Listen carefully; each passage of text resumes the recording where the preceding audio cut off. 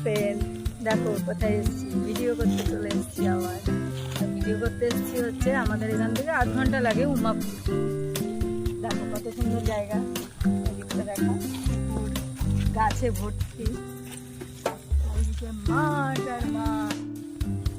দেখো হায় হায়, গরু মাঠটা গরু চড়াচ্ছে। এই বিশেষ লাগে, সুন্দর লাগছে জায়গাটা। ওটা একটা কাশ্মীরটা দেখা। বাবা ওটা কি পাখি? বক। বক রয়েছে। ওরে বাবা, আমাকে কিন্তু নির্দিষ্ট না